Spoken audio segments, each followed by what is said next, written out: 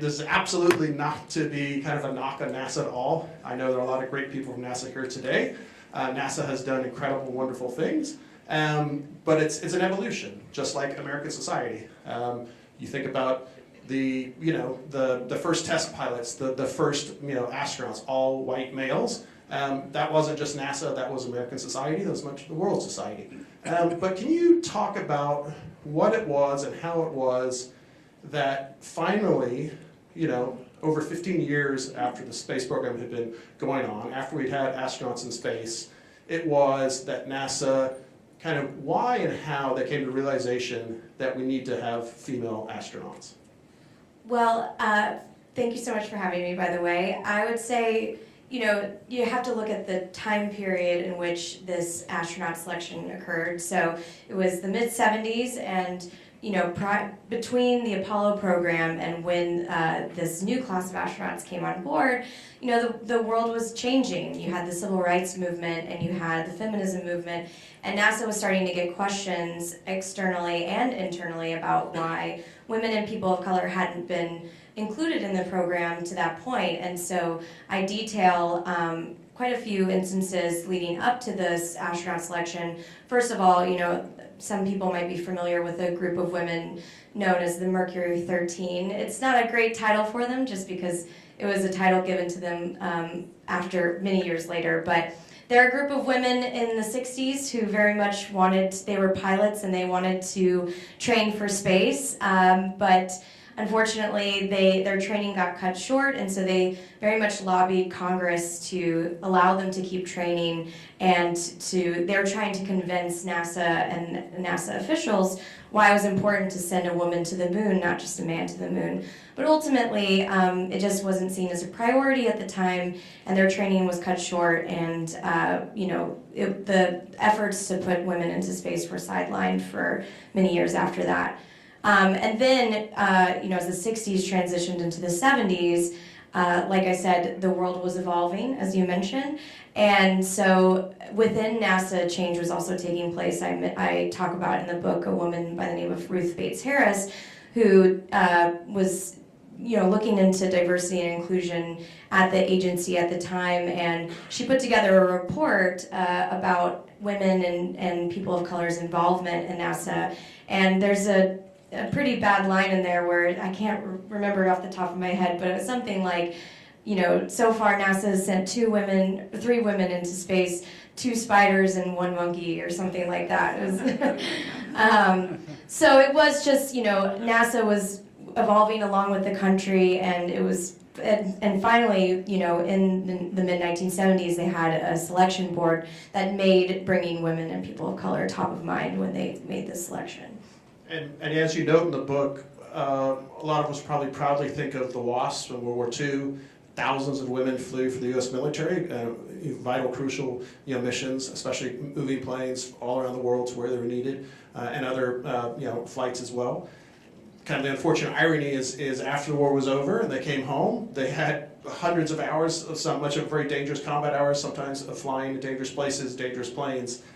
But because the men were coming home, they were not going to be allowed to fly. They were not going to get the job. NASA didn't distinctly and definitively say women cannot be astronauts, but until this class, the idea was to be an astronaut, you probably need to be a test pilot. At a minimum, you need to have hundreds of hours as a jet pilot. But of course, the irony is the U.S. military at the time refused for women to be allowed to fly jets. So it was kind of a catch-22. Well, I can't apply to be an astronaut because I haven't flown a jet. I can't fly a jet because I'm a woman. Can you talk about how it was that the space shuttle kind of expanded the idea of what was needed in space beyond just the pilot and the commander getting it up and down, but really to expand our role in space with mission specialists, which really made a huge demand for people with an enormous kind of scientific and medical background? Yeah, so the space shuttle was really meant to be this paradigm shift for space. Prior to the shuttle program, we had capsules, think of really cramped quarters, and NASA made criteria that, those need to be piloted by jet pilots or people with extensive jet piloting training.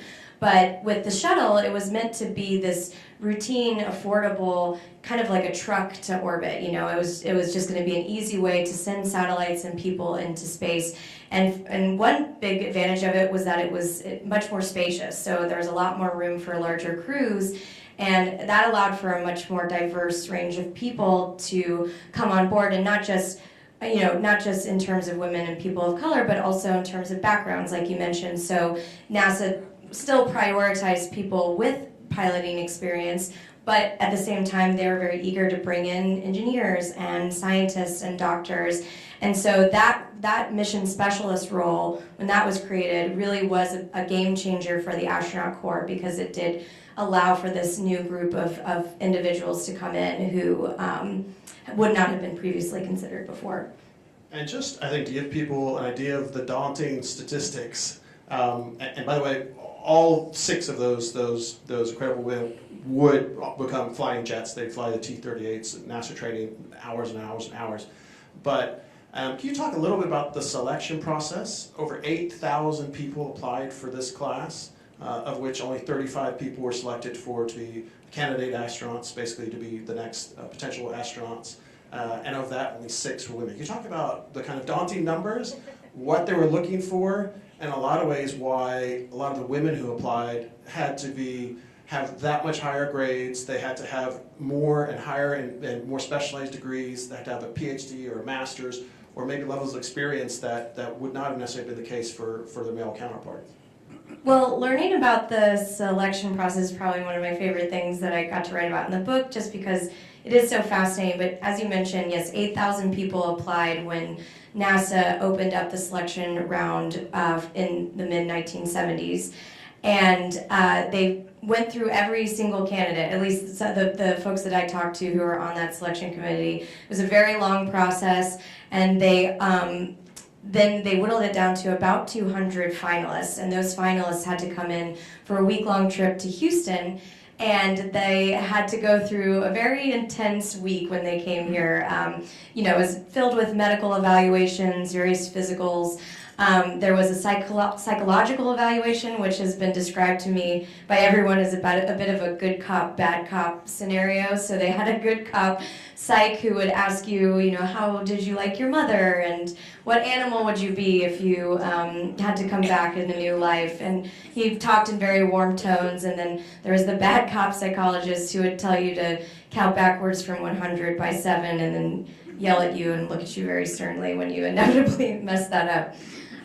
But the real kind of emphasis of the week was an hour-and-a-half long interview with the selection board, and that's where the selection committee really got to know the astronauts or the astronaut hopefuls, and really just asked them about their background and their dreams and why they wanted to be astronauts. And there were quite a few things. I asked them what they were looking for during that process, and one of the big things was being a team player, because obviously you had to work with a wide array of people. You were going to be working with crews from all different backgrounds.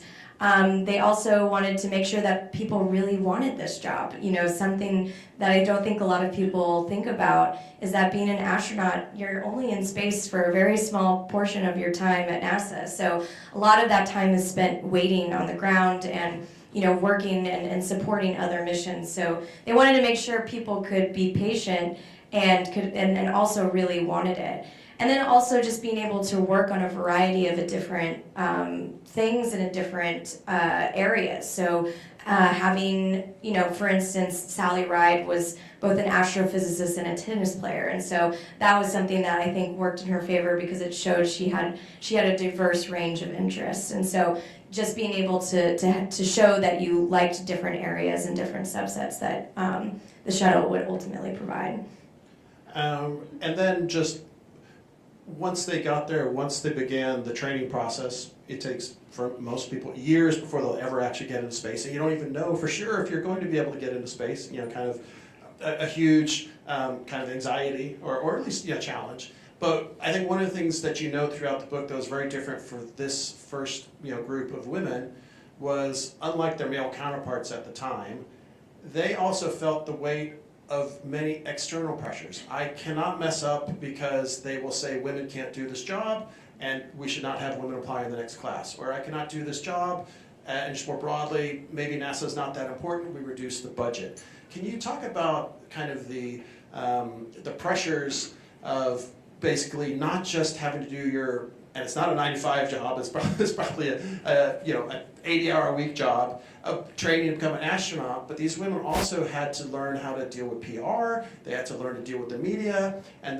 their male counterparts could stay in Houston and train and relax, but they'd be shipped all around the country to go talk and do this event and that event. That additional burden of knowing you represent a huge wave of women, but you also, you're a scientist, you're a doctor, whatever, you're not trained to go on TV and talk to the media, what that was like for them.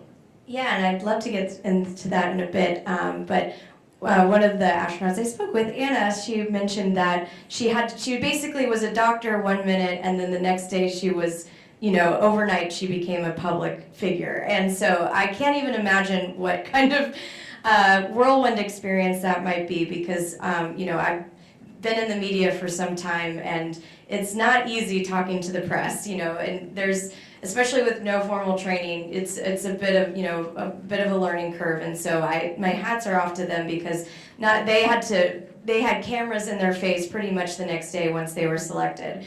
I think a great example of just the amount of scrutiny they were under was one of the big training days that they had to go through was water survival training. So they had to stay current in NASA's fleet of T-38 jets. And NASA wanted to make sure, since none of them had jet piloting experience, that if they bailed out of the back seat, that they would be able to survive underneath a parachute. And so they went out to an Air Force base to perform, to practice water survival training. And the amount of press and media that were there, I mean, I was described to me as boats and barges of press taking their pictures. So I can only imagine how difficult it must have been to try and perform this very complicated landing procedure and having a camera in your face at the same time. But I think one of the things you said really rings true to me was the desire or the fear to not mess up. Before Sally flew, one of the things she said to a journalist was, "My biggest fear is that I'm going to mess up." And I think what's loaded in that phrase is, yeah, when you're the first of a group that hasn't done this before and has been excluded from a role like this, you're not just representing yourself, you're representing everybody like you. And I think that pressure is really enormous, but it speaks to the character of the women in the book, because they really handled it with such poise, and they did such a great job. And perhaps the only thing better than reading the book, which you all will enjoy, and I'm volunteering Loren to sign all the books afterwards, so there'll be a nice line. And any of you, if you want to buy an extra copy, we do have extra copies you can buy, or make a donation to get a book. The only thing that's better and more exciting is that we're truly honored, as true privilege, to have one of those first 6 women astronauts here this evening. I'm delighted and honored, if you will join me in welcoming Dr. Anna Fisher.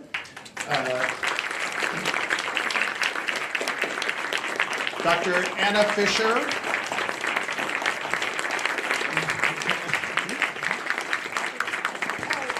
Thank you so much. Thank you so much. It's a real honor and pleasure to be here and promote Loren with this amazing book that she wrote. Yeah, and she doesn't really need an introduction or a bio. She's pretty unique territory and a unique group of individuals. But just for a bit of her background, Dr. Ann Fisher was an emergency room physician in 1978 when she was selected by NASA to join its next class of astronauts.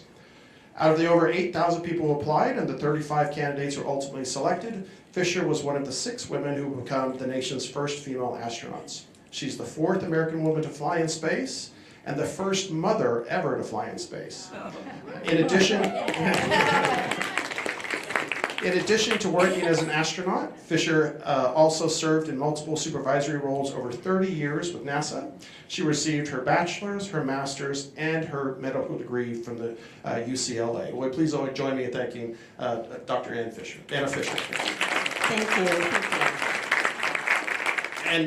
And Dr. Fisher or Anna, whichever you prefer, Lauren touched upon it, but maybe you could just give us a little bit of a taste of it, because you lived it and you went through it. What was it like when the application process, and kind of once you got here to Houston, once you started your training, what was that like? And maybe also, I think Loren does a wonderful job pointing out in the book that there were definitely men who doubted the women who'd been selected. They doubted men, whether it be an engineer or they're a future astronaut or whatever. But over time, you all proved we're just as smart, probably even smarter sometimes, and more capable. We're working harder.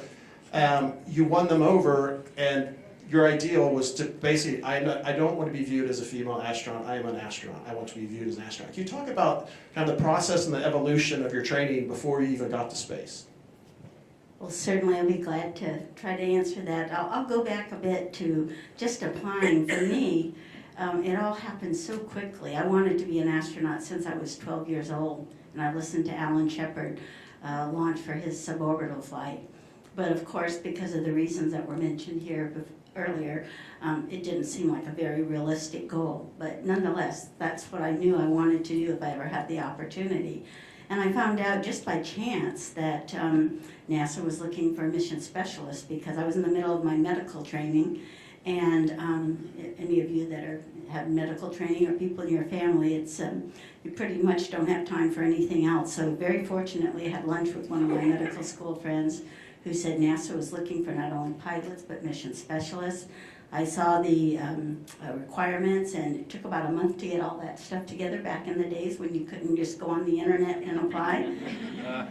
And I got my application in a day before the deadline, and 6 weeks later was in Houston to interview in the middle of August, and I still said yes.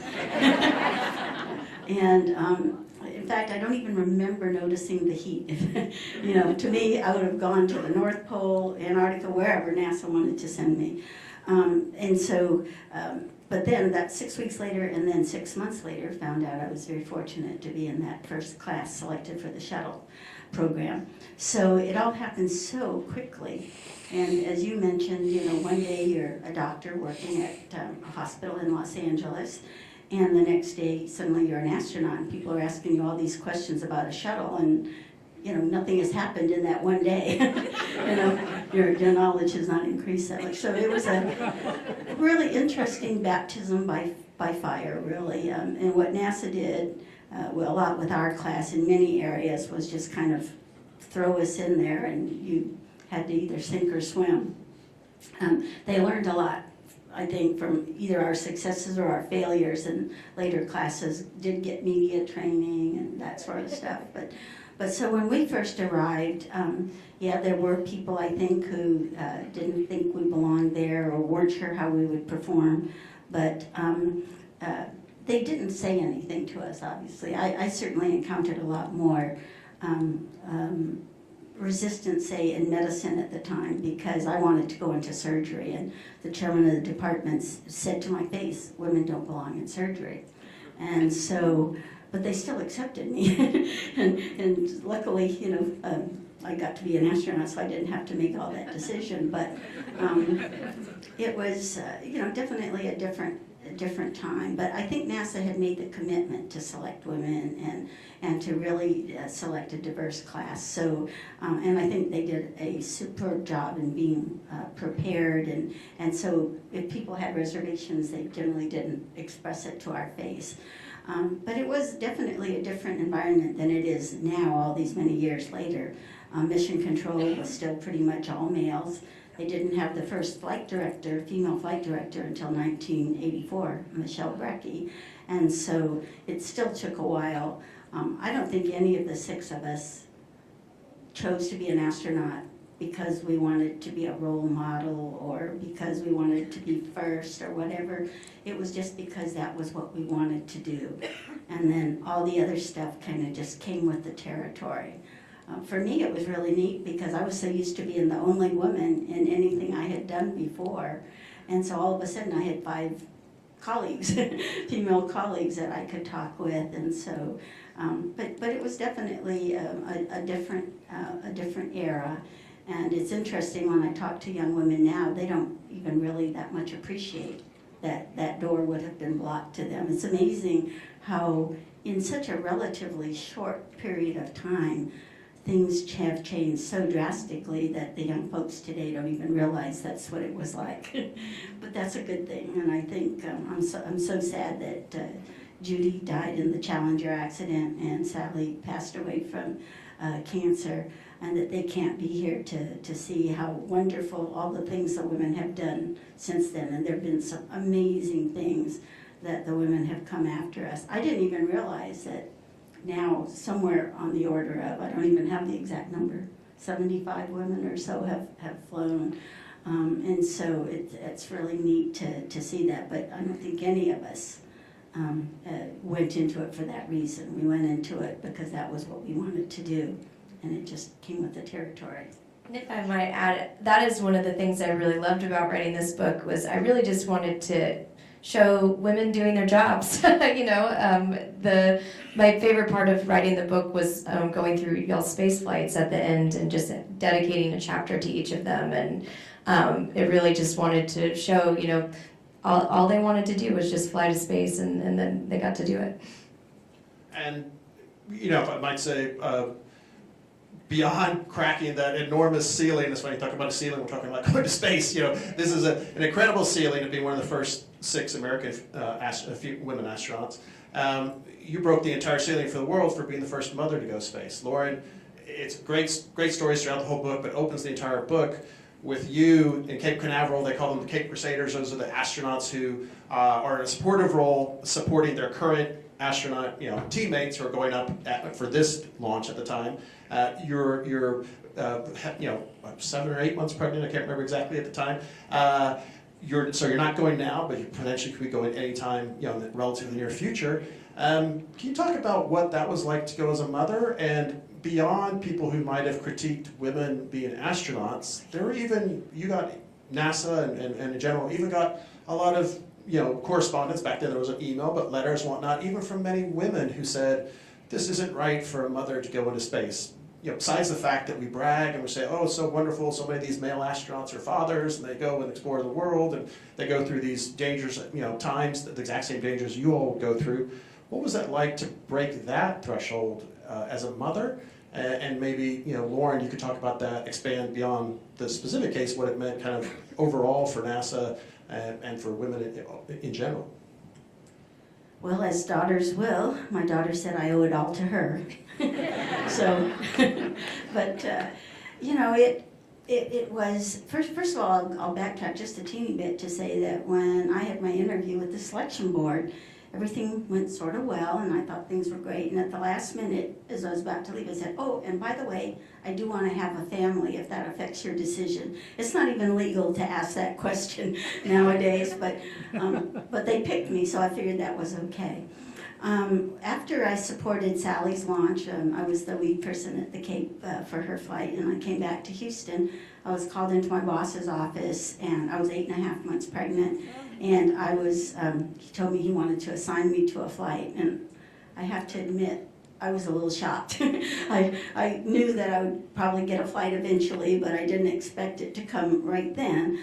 There was no way I was going to say no. I mean, I had this incredible honor of having one of those 6 slots, and there's no way I would say no to that. So that wasn't even something that even entered my mind. So I had Kristen on a Friday morning, and Monday morning we have an 8 o'clock meeting still today, from the beginning, from about the Gemini era, I think, to now. We have a meeting of all the astronauts that are in town at the moment to talk about, what's happening and what people are doing and so forth. And I made sure I was at that 8 o'clock meeting. Luckily my mom was there, so Kristen was fine with her. And I just wanted to make sure that everyone understood that although I just had a baby, there was no way I was not going to honor my commitment. And so I came in with my little donut and, and everything. That was probably another first for the astronaut office. But and so it was really. I won't say it was easy. It was definitely one of the hardest things I've ever done. But at the same time, I was doing the two things that I love the most, you know, being a mom and then also getting to train for space flight. And I had an amazing crew that I trained with, amazing training team. So I was able to make it work out, but it was definitely, you know, definitely hard. And I actually took it as, felt proud that my boss felt that he could assign me at that situation, and he felt confident that I could do it, because I must admit there was a little bit of me that was wondering, well, okay, but you know, if he thinks I can do it, I can. So anyway, it was, and again, we didn't do it to show that a woman could be a mom and go into space. That was just the way the timing worked out. In fact, my colleague Ray Seddon had her son about a year prior to me, and it was just the way the flights came out, that flight went before her flight. I think she was perhaps even assigned before me. It's just the way things worked out back in those days. So anyway, it was definitely a challenge, but I wanted Kristen also to know that you can be a mom and you can do something that you love. And she's gone on to become a broadcast journalist, and she's now the chief correspondent, space and defense correspondent for CNN. And she travels a lot and does a lot of different things. So, and when somebody was interviewing her once, one of the things she said that I'm very proud of is that it never occurred to her that she couldn't have a demanding job and be a mom. So that was a neat feeling. And just kind of one more question, then I want to, my colleagues, we have question cards. If any of you want to submit questions, we'll get to as many of those as we can. But just because it's such a unique experience, you're part of a very small kind of number of people in the world. You know, most of what we deal with the World Affairs Council is geopolitics, you know, hard, difficult, awful situations around the world, what the U.S. has done right or wrong or whatever. It's fun to do something that's, don't get me wrong, very hard, challenging times, I'm sure, for the first wave of astronauts, female astronauts going through. But maybe you just talk about the kind of pure joy of what it's like to actually go to space.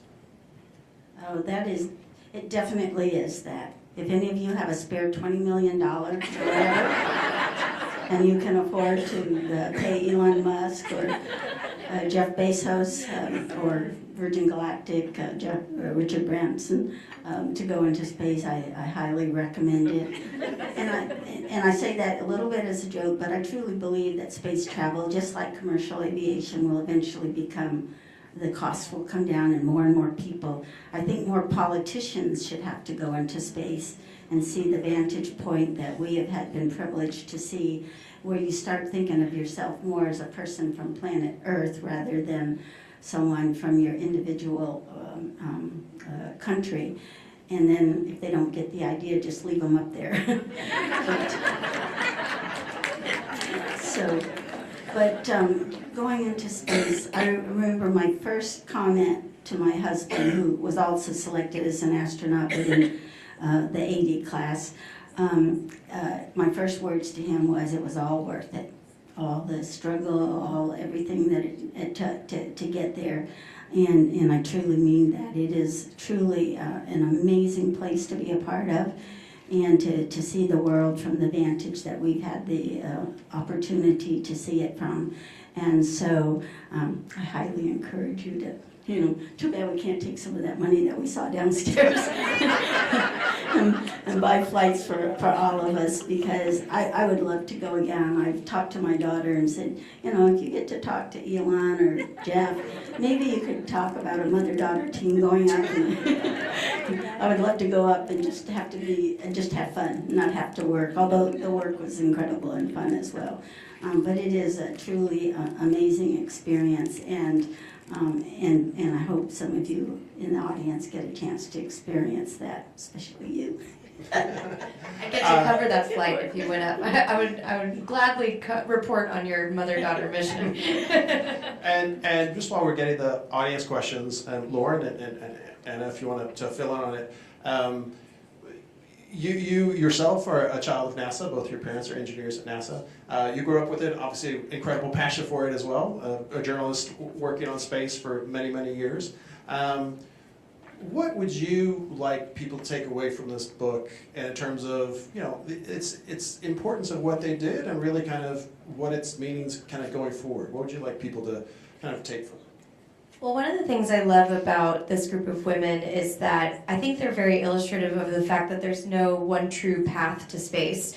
You know, we had 2 medical doctors, an astrophysicist, an electrical engineer, a chemist, and an oceanographer and geologist. And some of them did dream of space their whole lives. Anna obviously did, but others did not. You know, Sally Ride didn't even consider being an astronaut until she saw an ad in her student newspaper. And so I think that's just a great example of that. You know, I think when I think of astronauts, especially before I started reporting on space, I thought, oh, it was, you know, this extremely elite group and they all knew from day one, and you have to have, you know, these set credentials, and it just goes to show that, you know, there's a wide array of people who are just very suited for space, and I think that's really inspiring for people who may not know what their path holds just yet. You know, there's still a path that'll take you to space if you really want it. Anna, you have anything to kind of follow up on that? What, just kind of what you'd like the American public and the world public to kind of take away from the experiences and the work of the 6 of you? Well, I don't know so much from the 6 of us as it is that I always tell everyone that I think NASA is one of the most amazing places to work. NASA could care less what you look like, what your ethnicity is, what your religion is, what your sexual preferences are. It doesn't matter as long as you're good at your job and you're a team player. And I really, really think that it probably wasn't that way at the very beginning, definitely, but they have really grown, and it is an amazing place to work. And I think it's an example of what other organizations and can aspire to. I really love the fact that NASA, people who love going into space, they just have a certain passion. And so even now, when you've left NASA and you're retired, we have alumni, JSC alumni, if you will. And then we have organizations for all the astronauts to get together. We have reunions every 2 years or so. So it's a really wonderful place to work. And I just wish everybody had the opportunity to work in a place like that. And it certainly didn't start out that way when we first got there, but it has certainly come to be that organization. So I always tell young people that, you know, come work for NASA. We need the best and the brightest, and you'll find it a great place to work. And just looking like where we are now, obviously 40 years ago, never would have thought that Elon Musk, who you've interviewed, I think more than once, or Jeff Bezos or any of these billionaires would be sending people into space. Can you talk about maybe the positive and the potential negative impacts of the privatization of space? Obviously, much bigger and deeper budgets, or at least more accessible budgets that don't have to be approved by Congress for NASA. But maybe from a bigger picture, Loren, what you think about, you know, the private sector. It is very important in space, but, you know, what does it hold? And then Anna, maybe from an individual perspective, what do you think it means for maybe individual astronauts? Well, as Anna mentioned, there are quite a few ways to get to space now than we ever had before. You know, when she was flying, it was really just the space shuttle. It was the only option. But now we have the Crew Dragon, SpaceX's Crew Dragon. We have Blue Origin's New Shepard, though that's been grounded. Hopefully we'll restart flight soon.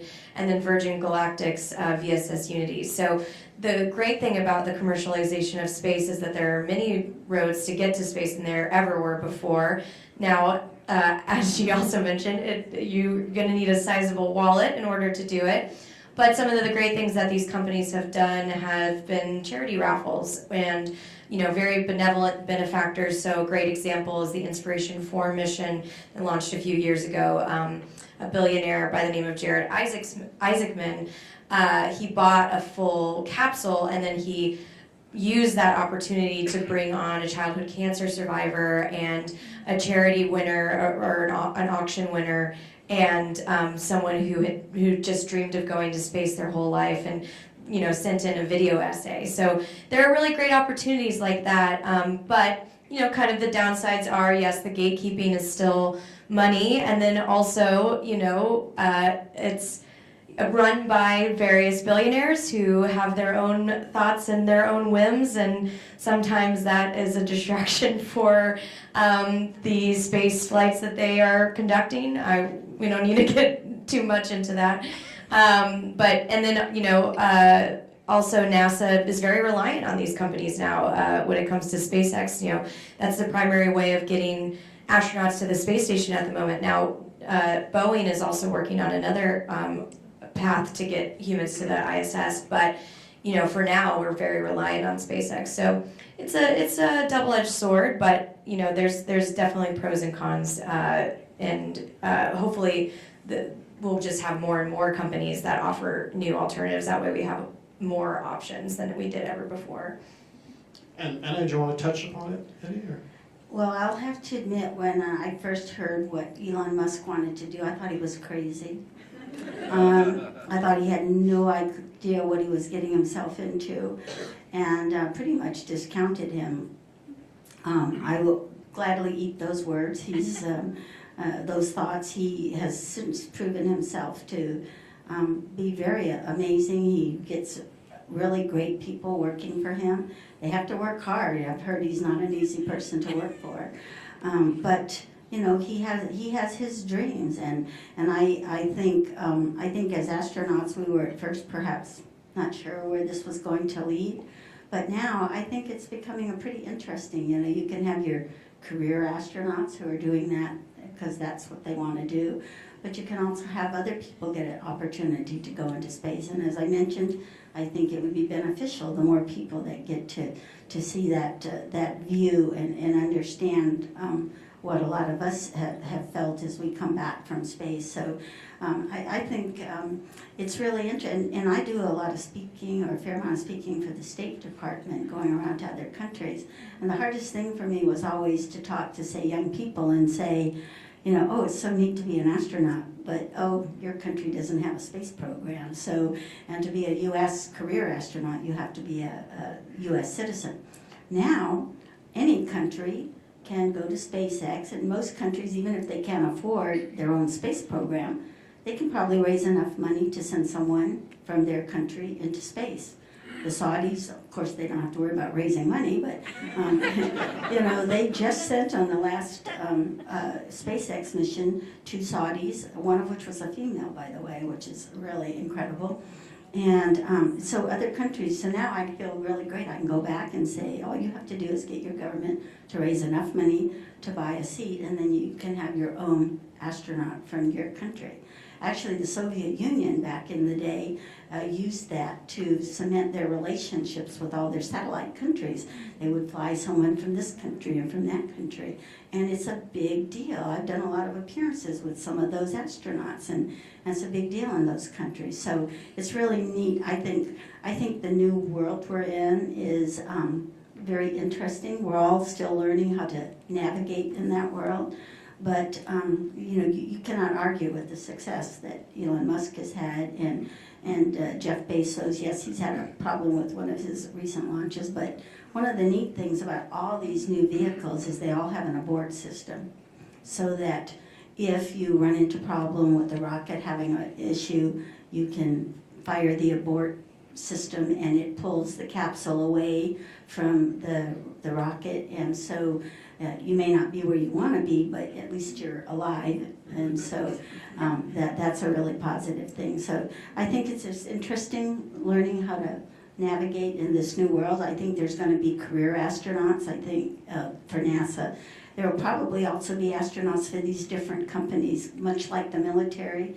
When they're developing a new aircraft, you'll have a test pilot from whichever military branch it's being developed for, and then you also have a test pilot from that company, Boeing or whatever the company is.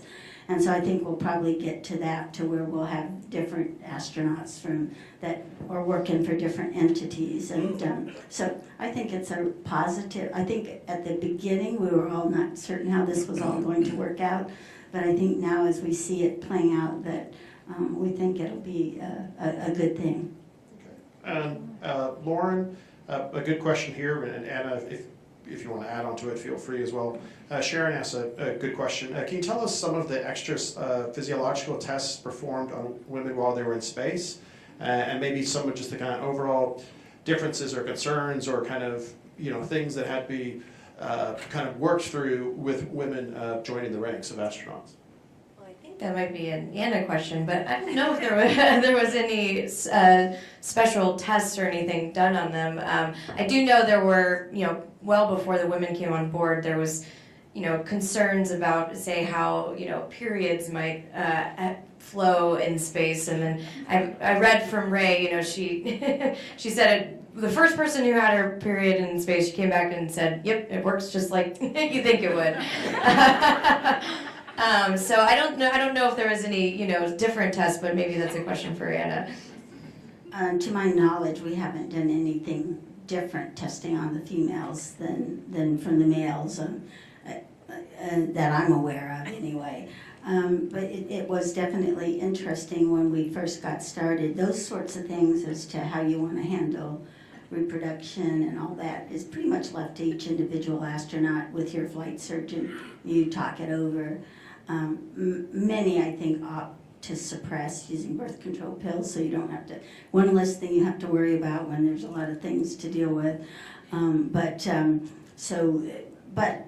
each one is individual, and NASA does not enforce what we have to do. As I said, I don't think there's any particular studies on women versus men and all that, at least not that I'm aware of. So, and I think over time we've proven that we can do all the things that we need to do. We've had women do spacewalks and do all the different things, and so I think that just by doing things we've proven what we can do, and there's no specific medical studies that I'm aware of. And just to follow up on some of the specifics and difficulty of your training, I'll just combine a few questions, but a lot of people asking, Anna, about the training. One person asked, what was one part of your training that you thought would be no big deal, but ended up being tougher? Christy asked, what was the hardest part of your training? And then it doesn't have a name, but it says, what was the most challenging physical part of astronaut training, and what was the most challenging mental part of it? I think the most challenging part of training is just all the information that you need to know. There's just so much. But I had already been through that with medical training. I'm one of these people who hate to memorize. I love math and physics. You learn a few different equations and then you just figure everything out. Medical school and all that memorization, I can do it, but it's not my thing that I enjoy. And astronaut training is very similar. There's just so much that you need to know. And it's even more so with space station, which is so complicated. So I think that's kind of just mentally the hardest thing. Physically, the hardest thing, there's no question about it. Everyone would tell you the same thing. It's training to do a spacewalk and working in the spacesuit. When I first started, we didn't even have a shuttle suit. So I had to use one of the lunar suits. Pete Conrad was the shortest of the Apollo astronauts, so I used his suit, but it still didn't fit all that well. I looked like a Pillsbury doughboy trying to do all these really difficult things. And then just working in the water is very difficult in its own right, and then you're also working against a suit that's pressurized to 4.7 psi, so that is physically definitely the most difficult thing. And even people who now have a suit that fits very well and all that, it's still physically the most difficult. But I'm trying to think, what was the other question about? Something? Well, yeah, you mentioned it, the hardest kind of physical part of it, and maybe mentally you kind of said the hardest part was enormous amounts of memorization, 1,000 different crazy NASA acronyms you have to figure out, Yeah, that was real interesting, because when we got to NASA, all the acronyms, there were a lot of similar acronyms to medicine, but they meant totally different things. so that was kind of funny. I do remember the first day we walked in the office, and on each of our desks they had a schedule of where we were supposed to be. And I looked at the schedule, and I had no clue what I was supposed to do. It was all in, acronyms and things. Years later, then it became easy. But I'll never forget looking at that, going, I have no idea what this means. Loren, an interesting question here, and especially for someone who's covered space for many, many years. You knew a lot of this information long before you ever got involved in the book. But someone asked you a question: what was the most surprising, interesting thing that you learned that didn't make it into the book, or maybe just was the most interesting thing for you? Well, I will say that I actually, one of the things that drew me to the book is that I didn't really know much of this history before. I felt like I was probably most like everyone. I knew of Sally, but then when I learned about the 6 women, I was really blown away by them and just how unique they were and how amazing their space flights were. I will say that one of the things that really surprised me was learning about George Abbey and how he would select the crews, and just the selection of Sally Ride was, in my mind, I think I had built it up that, they put everybody's attributes into an algorithm, and then it spat out the right person for the job. And truthfully, it really was George Abbey picking the crews for a very long time. He would do it in consultation with others, but it really came down to his decision. And I talked to George for the book, and I brought up, everybody was kind of always curious about what he was thinking, where he was at, and he basically told me, he's like, there is nothing special about it. I just matched people with the right skill set to the right job. And that was how he did it. The Godfather. Yeah. King George is also what And fortunately for the sake of time, we'll just have another question or two. And then, like I said, Loren's kind of going to sign up a bunch of books for all of you. I highly recommend it. I really enjoyed it, and I learned a lot. Really looking at the future, and a good question here. Someone says, as a parent, would you still apply to be an astronaut, even if it meant being away from your home for years, to go to Mars? Oh, that's a tough question. When I first became an astronaut, I would have done that in a heartbeat. Now with 2 children and 4 grandchildren, it's a lot harder question to answer. I honestly don't know what I would do. I would love to go to Mars. Certainly at the very beginning when our class was selected, we thought by now we would be at Mars. But it's definitely a tough question, because you do, at this point anyway, leave your family and going to Mars, there's no guarantee that you're going to come back. So I honestly don't know what I would decide if someone gave me that opportunity. It would sure be hard to say no. But, leaving these amazing people that I love so much would be hard too. So I honestly don't have an answer for that question. And just last, for both of you, Loren, and then maybe Anna, if you want to conclude it. Loren, you've covered space for years and years and years. You know it very, very well. Anna, obviously, you're kind of a hero. You've been in space yourself, and beyond that, you worked for about 30 years in NASA in a variety of supervisory senior leadership roles. So you both are very familiar with the current space program and what we can and cannot do. Where would you like or hope or think we could go find the next 5, 10, 15, 20 years for our space program? And both public and private. And Loren, and then maybe Anna, if you want to finish. Well, as a space reporter, it's a fantastic time to be covering space, because as we mentioned, there are so many amazing companies doing incredible work that really just continue to blow my mind. I mean, we're waiting. I'm currently on standby, waiting to see when SpaceX launches its Starship vehicle again. Maybe for those who aren't aware, it's they launch it here in Texas on the southern border, and so whenever that happens, we all kind of run down there and watch to see how it goes. But it's also a great time for NASA too, and also why I think this book is a really great, very relevant right now, because NASA is working towards its Artemis program, which has the stated goal of sending the first woman and the first person of color to the moon. And so that is really driving all of this desire and ambition to return to the moon, but not just for NASA, but for all of these private companies. You know, there's multiple companies creating rovers, landers. There's talk of mining resources on the moon. So it's a really exciting time, and I think, you know, it would just be incredible to get to cover the first woman walking on the surface of the moon. That's kind of one of my goals as a reporter. Any last thoughts, Anna? Yeah, that's, I really hope that, you know, we're going back to the moon, but not just to land, but to actually live there, learn how to live on another body without an atmosphere and with a reduced gravity, and learn all the techniques when we're only 3 or 4 days away from home.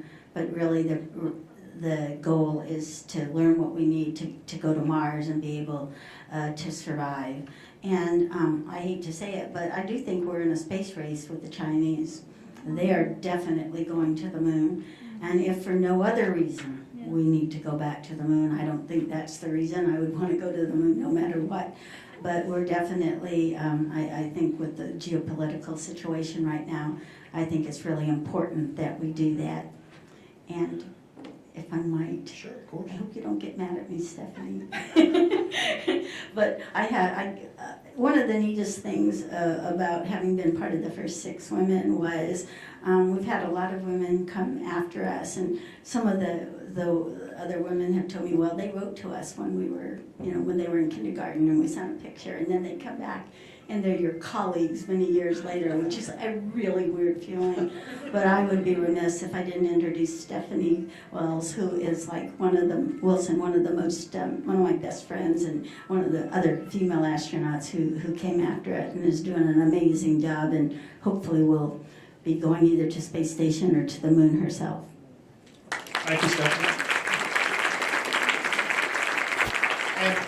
And lastly, I'd like to say thank you, especially to all of you who are from NASA, have some friends and engineers. I want to say thank you to Tricia Mack, who helped get the word out to all of the NASA folks. Thank you, Tricia, and the rest of you, and Greer Wilt, who's over here as well. And all of you from NASA, thanks for the great work that you do, both the astronauts, the engineers, and everybody in between. I really want to thank the Federal Reserve again for so kindly hosting us today. A pretty incredible place. Hope we get to come back. And will you lastly please all join me in thanking both Loren Grush and Dr. Anna Fisher. Thank you. Thank you, guys.